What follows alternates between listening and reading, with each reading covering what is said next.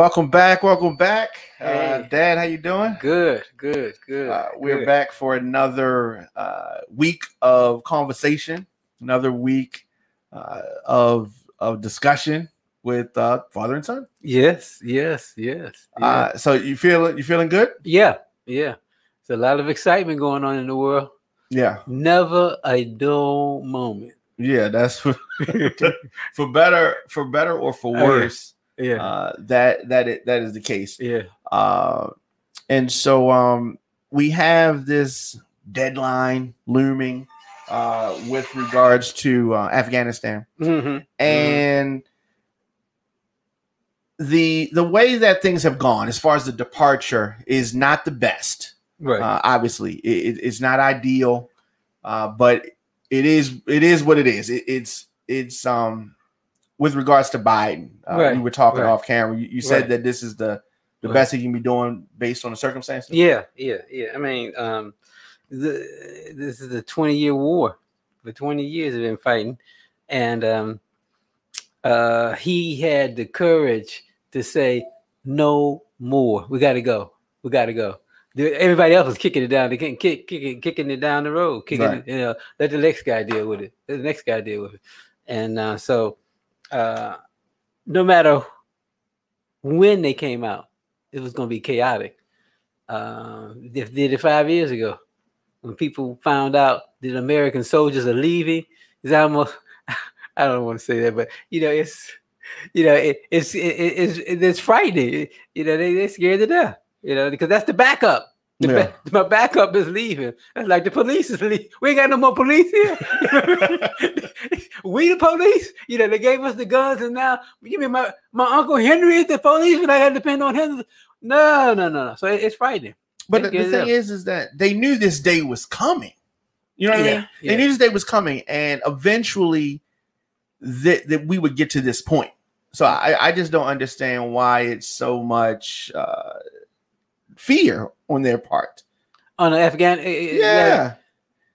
please. We gave you the best. You got the best weapons. Okay, yeah. So it's the Taliban, but I mean, we gave you the best weapons. And they said, wait a minute, best weapons, but the Taliban beat you to a standoff. I mean, if you couldn't do it, what makes you think we can do it? My uncle Muhammad can do it. You know what I mean? Yeah. Because they don't even have the drive, and they don't know anything about the democracy. You know what I mean? And so they don't. It was going to fall anyway.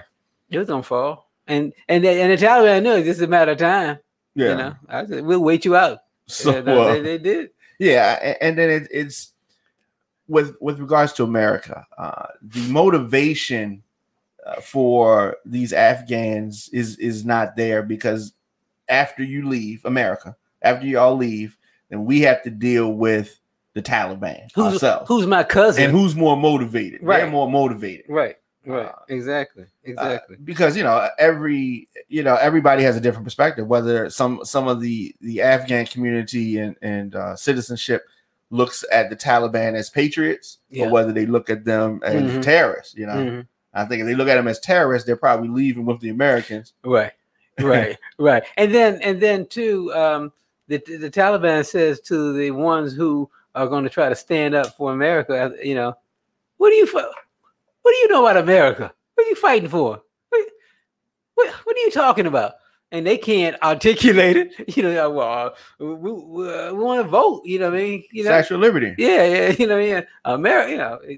It wasn't gonna work. It wasn't gonna work. And then they look at the news about what's going on in America. They said they in chaos. They're not even organized. I mean, they fighting themselves amongst themselves.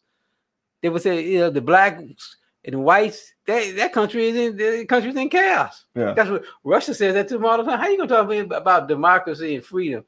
Look what you did to that man. That's what they do. Well, I mean, you got a point there. You got a point there.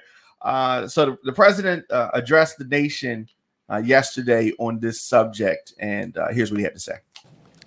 Food and Drug Administration, the FDA, announced it is fully concluded bills. But let me now turn to Afghanistan. I've met this morning with my counterparts in the G7, as well as heads of the United Nations, NATO, and the European Union. I express my thanks for the solidarity we have seen as we've stood up an unprecedented global effort. I updated our partners on the significant progress we made in the past 10 days.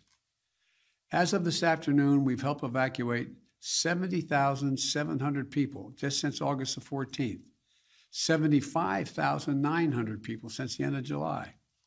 Just in the past 12 hours, another 19 U.S. military flights, 18 C-17s and 1 C-130 carrying approximately 6,400 evacuees, and 31 coalition flights carrying 5,600 people have left Kabul just in the last 12 hours. A total of 50 more flights, 12,000 more people since I updated you this morning. These numbers are a testament to the efforts of our brave service women and men, to our diplomats on the ground in Kabul, and to our allies still standing with us. And we had a productive discussion. There was strong agreement among the leaders about the evacuation mission underway, as well as the need to coordinate our approach to Afghanistan as we move forward. First, on evacuation, we agreed that we will continue to our close cooperation to get people out as efficiently and safely as possible. We are currently on a pace to finish by August the 31st. The sooner we can finish, the better. Each day of operations brings added risk to our troops. But the completion by August 31st depends upon the Taliban continuing to cooperate and allow access to the airport for those who were transporting out, and no disruptions to our operation.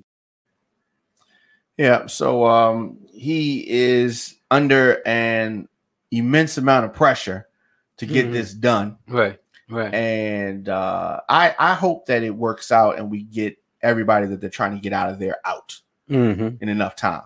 I'm not with the mindset of people that are saying leave a force, leave some soldiers behind or anything like that. I just think that we need to get out of that country and let it be what it's going to be. And if we have another situation where a country is harboring some people that did some things, then we deal with that. But we don't just need to stay here indefinitely. Right. I mean, because they went in there in the words of Rumsfeld, they went in there to get Al Qaeda, you know what I mean? And so they supposedly got rid of Al Qaeda, and so the Taliban, it was their country anyway, right? And so go for it. The only problem that I see coming to the U.S. is that as far as the African American people, they look and then they see that when they get here, the refugees, or however you want to describe them, they're going to make it very easy for them, give them some money, and we were here for 400 years. We never got one nickel for our labor and our efforts and the torment that we went through. Right. And you keep seeing all these things happen for other people, and it creates problems. It naturally creates frustration, and it compounds the plight of our people, and it just angers people. Yeah, because it could easily have been addressed. Yeah, and it should have been addressed. But here again, kicking the can down the road, and continue to do that. Eventually, chickens come home to roost. Comes home to roost. So there was a approval by the FDA for the Pfizer BioNTech vaccine, and there is a push to get that done. And surprisingly, one of the people trying to push it, if you want to say that, one of the people trying to push it, somebody who I would not expect to be pushing it, and that is former President Trump. Let's take a look at him. What? I believe totally in your freedoms. I do. You got to do what you have to do. But I recommend take the vaccines. I did it. It's good. Take the vaccines. But No, that's okay. That's all right. You got your freedoms, but I happen to take the vaccine. If it doesn't work, you'll be the first to know, okay? I'll call up Alabama and say, hey, you know what? But it is working. But you do have your freedoms. You have to maintain that. You have to maintain that. And you got to get your kids back to school. So that was former president, and he was in Alabama over the weekend at this rally. What are your thoughts on that? Well, hey, you know it's something when the Alabamans boo President Trump, and then Alex Jones called him what a dumbass. Yeah. Wow. So yeah. And not too long ago, he was singing the praises of Trump. Oh yeah. He was one of the people that was at the January 6th. He was there. He was at the rally that they had before. He wasn't at the the Capitol. Right. But yeah. So funny how things can turn around. Yeah. Because he's not going to have the momentum and the support that people think in 2024. I mean, he's not going to be there. He's not going to. He's going to be doing something else, right? As he should, because. But I guess the sad part about it is that there's still not going to be any accountability for anything that he's done. When you talk about people, a lot of black politicians have to deal with so-called accountability for so-called bad actions. But it just I get frustrated every time I think about it. I mean, I think about here in Baltimore. I mean, they kicked the mayor out because of gift cards. They put another one in jail because she wrote books. I mean, when I think about it, I get frustrated. So, I mean, it's crazy. Yeah. And this guy has done every and anything you can think of. He's done it and gotten away with it. Yeah. And then when you look at New York having Governor Hochul, First Lady coming in after Cuomo, like you said, and she released some numbers today. Late last night, there was like 12,000 deaths, COVID-related deaths that Cuomo's administration did not report, and I guess deaths that were suppressed, and just dumping more on his legacy. When I heard her speak prior to her getting sworn in, it didn't seem like they got along too well. She said, I heard her say that she didn't. They weren't friends. Yeah. She said it did seem like it. Yeah. She said I didn't go anywhere with him. I don't know what he did because I wasn't with him. Right. So she made it quite apparent and quite clear that they were not friends, and she did not approve of him. And that's just what it is. As far as Baltimore, I know this is not on the docket, but as far as the city, the uptick in homicides, a lot of cities are facing the uptick in homicides. Yeah. But as far as Baltimore, this is, I mean, even if you go back to the 70s, this has just been one of those towns where, you've had, some of these things occurring. And what does it stem from? Is there anything that we can really point to? Well, I can't prove it, but my gut tells me that the same people who went into that Capitol, you got to look at these people from some of this uptick. We always had some violence. But just yesterday, I think, a little boy was shot in his house in Baltimore. And they said it was a van stopped and some people were on the corners or somewhere near the house, and the van shot and so happened to go through the door and kill that boy. I mean, random things like that just don't happen. You know what I mean? And I remember before that it was another white van. They said that the kids were on the corner and the white van came and shot and then drove off. And don't nobody find these vans. I understand drug territory. I understand disrespect. I understand all that, but this is different. What's going on around this country is not what it's different, and this is and even police officers. You heard about gangs of police officers in Los Angeles. Got their gang. That's not. It is not just limited to them. It's all over. And no, this is not normal. And something going on.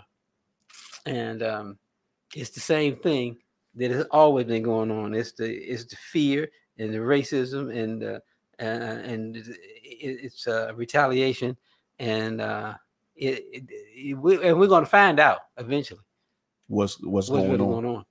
Yeah. Just tuning in, it's Father and Son News, and we do this every Wednesday here on radioonfire.com and of course on demand, radioonfire.com, on all social media as well. And so I definitely wanted to talk about some Black folks, historical or otherwise, that have just accomplished things and have done things, and we just need to have some type of a conversation about them.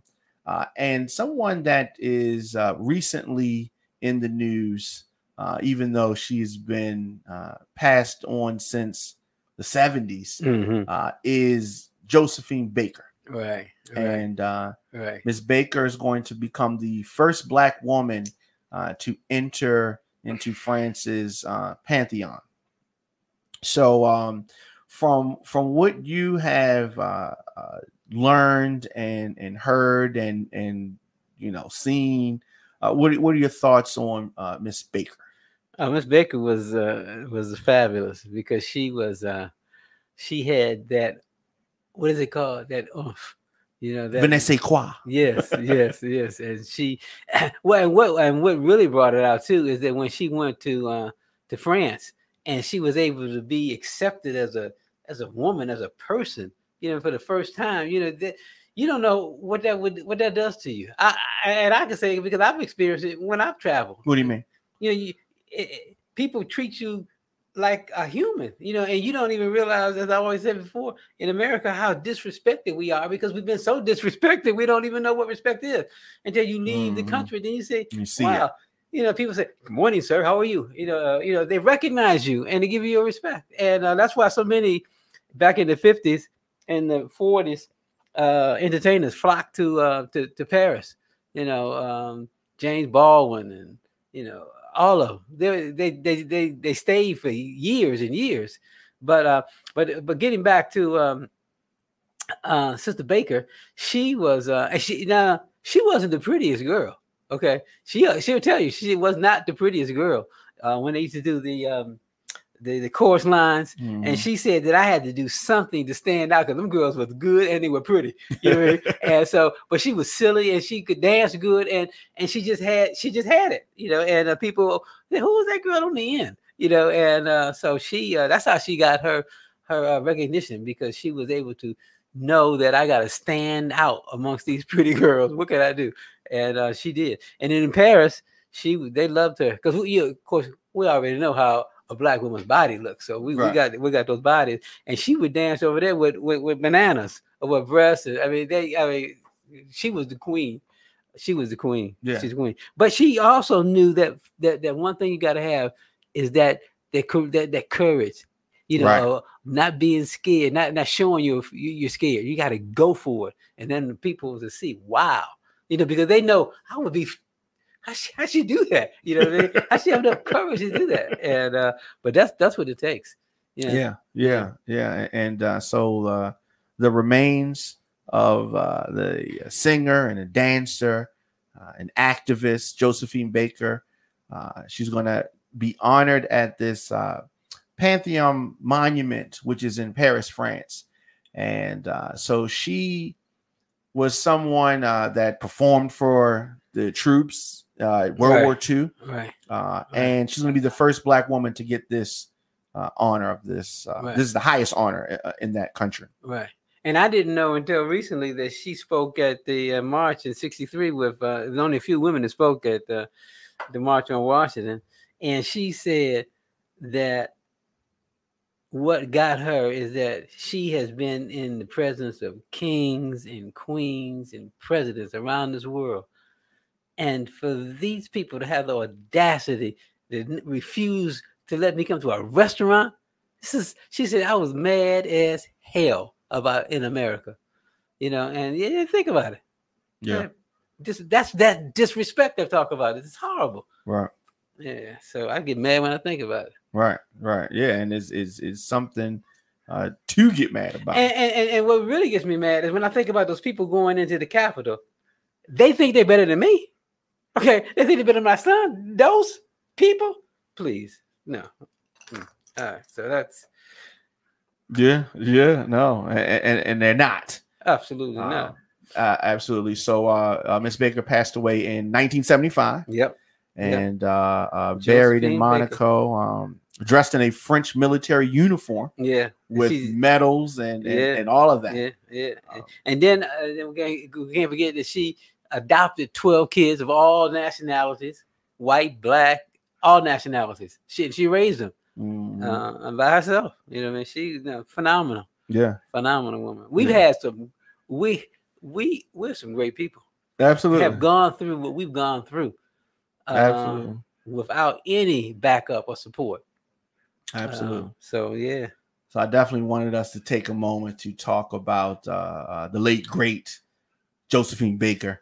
And before we go, people always ask me about what you do, how you stay so healthy, how do you look the way you look, a guy in his 60s like yourself, you're in the 60s, 50s, 70s. Yeah. But you know what? I told my kids when I was maybe 30s and 40s that I said when I get to my 70s and 80s, your friends are gonna say, how old is your father? Because, but no, I looked at life like this, that just as people prepare for their retirement package at work for their 401k, and saving money and preparing for retirement, I think we got to do the same thing as far as your health. You got to, prepare for. Everybody's seen their grandfather, great uncle when they get older and they can't move as well. But if you jump on it and start to prepare early and to continue to build muscle, you can slow down the effects of the aging process. And I found that out in Africa and in China. Little techniques that I learned 35, 40 years ago in both of those countries and both of those continents. And they were teaching the same thing and they were thousands of miles apart. So it was natural. So little things. And so, yeah. So they need to go to dsbabyboomers.com, dsbabyboomers.com, and see what I'm doing. Absolutely. Yeah. And they can see your videos and your words of wisdom and the encouragement that you give and motivation, not just to baby boomers, but all ages. And you kept telling me, since I'm a baby boomer, I just started talking to the baby boomers, and my son said, "Dad, all of us need to hear what we all need." Absolutely. Yeah. I saw an interesting comment from a viewer of you. Trump in prison, the best is yet to come. I don't know if that's gonna happen. It would be interesting to see, but I don't know if it's gonna work out just like that. Yeah, I'm gonna go on record and say I don't think so. Yeah, and if it did, his people they'll storm that prison. And they'll storm the prison and get him out. Yeah. They won't hang him like they used to do the slaves. They storm the prison. That was all the time. They storm prisons and took out a black person and hung him. They'll storm in and let him And this go. is just an accused person, not necessarily a guilty person. Yeah. Just an accused person. Yes. And then let me say something real quick before we go. Sure. About the Capitol. I just heard today that they're saying that they're going to drop some of the charges on some of these people going to the Capitol because they said they got video of the police officers opening up the gate and letting them in and hugging them and shaking their hands. So that means that to me, they all need to be arrested. The policemen too. You know what I mean? So they're thinking that they should be set free because the police let them come in. So they're just giving them any excuse. Any excuse. Because that's their brother. You know, it's just crazy. Yeah. Well, we'll be back. As you said, never a dull moment. We'll be back next week. No. Wednesday, 6 p.m. And of course, on demand on all of our social outlets and as well as radioonfire.com. Radio on Fire. Thanks, Dad. Yes.